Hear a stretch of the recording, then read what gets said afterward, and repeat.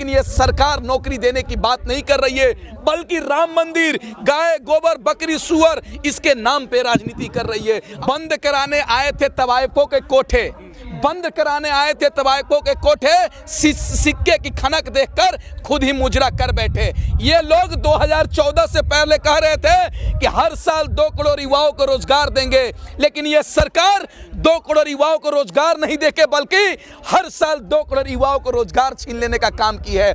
उस समय तो महंगाई डायन थी, अभी डार्लिंग बन चुकी है इन भाजपाइयों के लिए। मेरे साथ में शौकत अली हैं, हम उनसे बात करेंगे। शौकत जी, किस तरह से देख रहे हैं, एक बार फिर से जो है बेरोज़गारी का मुद्दा सुर्खियों में है। हालांकि बेरोज़गारी का मुद्दा जो है काफ़ी बड़ा मुद्दा रहा है देश में। बेरोज़गारी को लेकर के पहले भी आंदोलन होते रहे हैं। मोदी रोज़गार दो के साथ में अब फिर जो है सोशल मीडिया से जो है एक क्रांति युवाओं की जो है उठी है। किस तरह से देखते हैं? बंद कराने आए थे तवायफों के कोठे, बंद कराने आए थे तवायफों के कोठे, सिक्के की खनक देखकर खुद ही मुजरा कर बैठे। ये लोग 2014 से पहले कह रहे थे कि हर साल 2 करोड़ युवाओं को रोजगार देंगे, लेकिन ये सरकार 2 करोड़ युवाओं को रोजगार नहीं देके बल्कि हर साल 2 करोड़ युवाओं को रोजगार छीन लेने का काम की है। यह सरकार युवाओं को रोजगार नहीं देने की बजाय हर साल 2 करोड़ युवाओं को रोजगार छीन ली, आईटी सेल में छीन ली, और कोरोना वायरस के नाम पर, लॉकडाउन के नाम पर करोड़ों लोगों का नौकरी चल गया। लेकिन ये सरकार नौकरी देने की बात नहीं कर रही है, बल्कि राम मंदिर, गाय, गोबर, बकरी, सुअर, इसके नाम पे राजनीति कर रही है। आपने देखा होगा बंगाल में चुनाव हो रहा है, हमारे देश के प्रधानमंत्री आदरणीय नरेंद्र मोदी जी गए, वहां पर गृह मंत्री जी गए, लेकिन इन्होंने ये नहीं कहा कि 2014 से लेकर अभी तक मैंने इतना युवाओं को रोजगार दिया। इन्होंने ये नहीं कहा कि हमने इतने लोगों के कंपनियां बैठा दी। इन्होंने ये नहीं कहा कि हमने इतना हॉस्पिटल खोल दिया। इन्होंने ये नहीं कहा कि हम इतना महंगाई कम कर दिया, बल्कि ये कह रहे हैं कि हमने राम मंदिर बना दिया। जिनको राम मंदिर से पेट भरता है वो मोदी के साथ खड़ा है, जिनको अपने संघर्ष पे, मेहनत पर और कोई अनाज से पेट भरता है वो ये सरकार के खिलाफ कभी नहीं हो सकता है, क्योंकि ये सरकार केवल जुमलोबाजों की सरकार है, भाषणजीवी की सरकार है। ये सरकार 2 हमारे और 2 हम के नीति की सरकार है, जो बस अडानी और अंबानी और मोदी और अमित शाह, इसके अलावा ये सरकार कुछ नहीं जानती है। चुनाव से पहले कहा गया था कि 2 करोड़ युवाओं को हर साल रोजगार दिए जाएंगे, इस तरह के बड़े बड़े वादे किए गए थे। लेकिन अब हाल ही के दिनों से देखा जा रहा है, कल जो है यूपी में भी बजट पेश हुआ है, आज ही बजट पेश हुआ है, उसमें भी ये बात कही जा रही है कि आत्मनिर्भर भारत बनाने की तरफ जो है सरकार काम कर रही है, युवाओं को आत्मनिर्भर बनाया जाएगा। तो ये रोजगार के वादे और अब ये आत्मनिर्भर पर आ गए। एक बात बताइए ना हमको, 2014 से पहले क्या लोग संघर्ष करके, मेहनत करके खाता था कि नहीं खाता था? किसान अपने खेतों में काम करता था कि नहीं करता था? युवा नौकरी करता था कि नहीं करता था? महिलाएं नौकरी करती थी कि नहीं करती थी? छात्र पढ़ाई करता था कि नहीं करता था? लोग खुद आत्मनिर्भर थे, लेकिन सरकार ने आकर एक जुमला दे दिया कि आत्मनिर्भर बनो। अरे भाई, तुमने तो हाथ में कटोरा धरा दिया, आत्मनिर्भर कैसे बने? तुमने हमारी नौकरी छीन ली, किसानों को खेत छीनने का जुगाड़ में आ गए, युवाओं को कॉलेज को बंद कर दिया, तो कैसे आत्मनिर्भर बनेंगे हम? ये सरकार पहले आत्मनिर्भर खुद बने। तो हमसे लॉकडाउन होता है, कोरोना वायरस आता है तो हमसे चंदा मांगती है, राम मंदिर के चंदा नाम पे चंदा मांगती है। तो सरकार पहले आत्मनिर्भर बने, तब तो देश का नागरिक आत्मनिर्भर बनेगा। तुमने तो 100 रुपये पेट्रोल कर दिए, 90 रुपये डीजल कर दिए और बोल रहे आत्मनिर्भर बनो। कैसे आत्मनिर्भर बनेंगे? जब तुम हमको हर चीज छीन लोगे तो हम आत्मनिर्भर नहीं बन सकती हैं। ये सरकार कहीं ना कहीं जुमलों की सरकार है। ये सरकार को हटाना पड़ेगा, तभी जाकर देश हमारा खुश होगा। नहीं लगता है कि यही वो यूथ है जो आज सोशल मीडिया पर मोदी रोजगार दो के ट्रेंड करवा रहा है, जो पहले कभी मोदी जी के ये करोड़ों रोजगार के जो वादे किए थे उनमें जो है ये फंस गया था? एक बात सुन लीजिए आप, दुनिया में ऐसा कोई प्रधानमंत्री होगा, आजादी के बाद पहला कोई प्रधानमंत्री होंगे जिनके जन्मदिन पर देश के युवाओं ने ताली और थाली पीटने का काम किया था। और उस युवाओं ने जन्मदिन के मौके पर देश के प्रधानमंत्री को ऐसा तमाचा मारा कि यह तमाचा तब तक याद रहेगा जब तक देश के युवा रोजगार नहीं मिल जाता। सरकार को तमाचा उस दिन लगा कि देश के युवा सड़क पर आकर उनके जन्मदिन के दिन उनको तमाचा मारा, विरोध किया कि आपने कहा था कि हर साल 2 करोड़ रोजगार देंगे, लेकिन नहीं दिया। क्यों नहीं दिया? आपने जुमला दे दिया।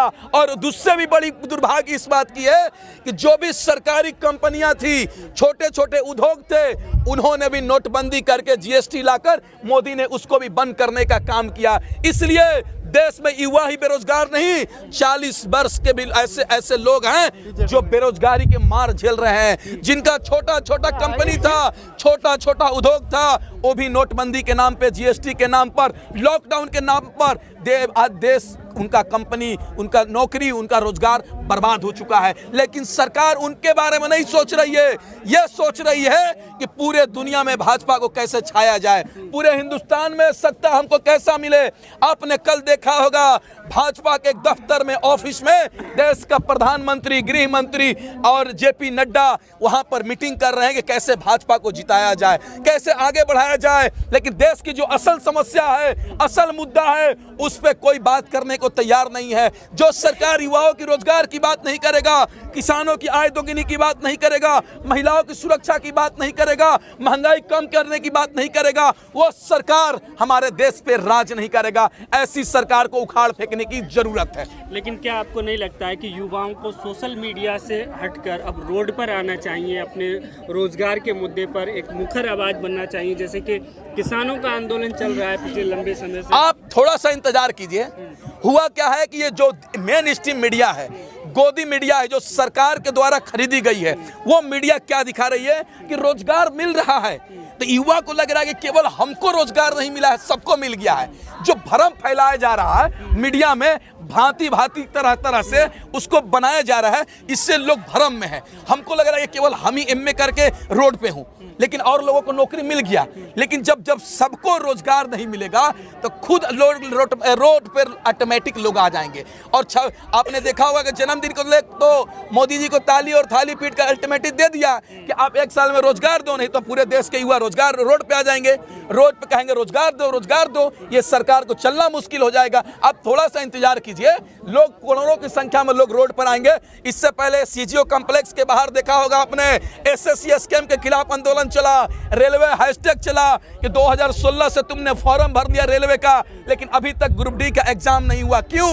बिहार एसएससी का फॉर्म 2013 में भराया, अभी तक उसका एग्जाम नहीं हुआ। क्यों? लेकिन मोदी जी लाल किले पर तिरंगा फहराते हुए कहते हैं कि जो भी सरकारी नौकरी की वैकेंसी आएगी 6 महीने में उसको कंप्लीट कर लिया जाएगा। लेकिन 6 साल हो गए, अभी तक एक फॉर्म कंप्लीट नहीं हुआ। इनमें, इनकी करनी में यही, करनी कथनी और करनी में यही अंतर है। भाजपा के प्रधानमंत्री मोदी जी के जुबान पर देश के किसी नागरिक का भरोसा नहीं रहा है। अब देखिएगा ये सरकार जल्दी उखड़ने वाली है। युवा रोड पे आ गया, किसान रोड पे आ गया, मजदूर रोड पे आ गया, हाथरस उन्नाव में महिलाएं रोड पर आ गई, व्यापारियों को जीएसटी लगा के बर्बाद कर दिया गया। ये सरकार किसकी है भाई? ये सरकार अडानी और अंबानी और पने 2 आंख वाले रामदेव बाबा की सरकार है। उनसे ही तुम वोट लो, हमसे वोट लेने की जरूरत नहीं है। हमने तुमको वोट देकर प्रधानमंत्री बनाया, लेकिन तुम देश के आम नागरिक को काम नहीं करके बल्कि 2-3 चंद पूंजीपतियों को फायदा पहुंचा रहे हो। तो जाओ 3 ही लोग से वोट लो, हमसे क्यों वोट मांग रहे हो? आप देखिए जहां भी चुनाव होगी ये भाजपा पूरे तरीके से हारेगी और देश के लोग इसको खदेड़ भगाड़ने का काम करेंगे। लगातार पेट्रोल डीजल के दामों में वृद्धि हो रही है। इससे पहले जब कांग्रेस की सरकार थी तब आपने देखा कि महंगाई जरा सी बढ़ती थी तो स्मृति ईरानी जो है सड़कों पर आ जाती थी, तमाम भाजपा के नेता जो सड़कों पर आ जाते थे। आज कुछ जिलों में जो है 100 रुपये पार कर गया है पेट्रोल, किस तरह से देखते हैं? बहुत हुआ डीजल पेट्रोल की मार, अब की बार मोदी सरकार।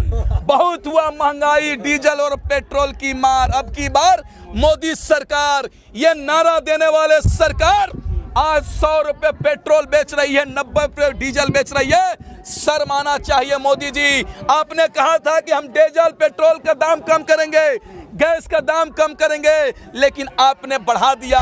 और उसको भी शर्माना चाहिए, सलवार जीबी 2 आंख वाले बाबा रामदेव बाबा, जिन्होंने रजत शर्मा के डिबेट में बैठकर बोला था कि बच्चों 30 रुपए पेट्रोल चाहिए, ये 70 रुपए, बच्चों 35 रुपए डीजल चाहिए, ये 60 रुपए, जिन्होंने नारा दिया था, आज वो अपने अपने घरों में छिप गए हैं और मोदी का चमचागिरी कर रहे हैं।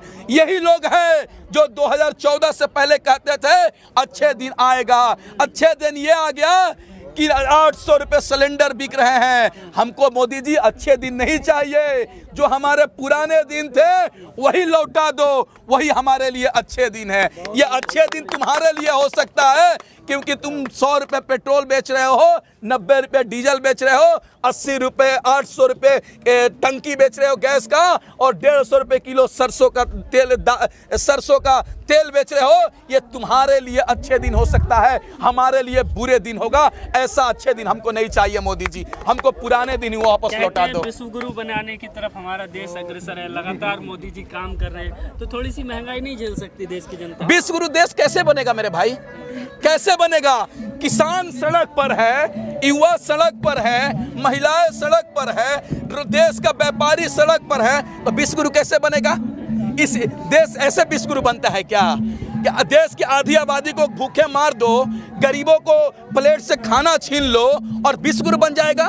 आज गरीबों के तन पे कपड़ा नहीं है, गरीबों के प्लेट में खाना नहीं है, विश्व गुरु कैसे बनेगा देश? ऐसे विश्व गुरु देश बनता है।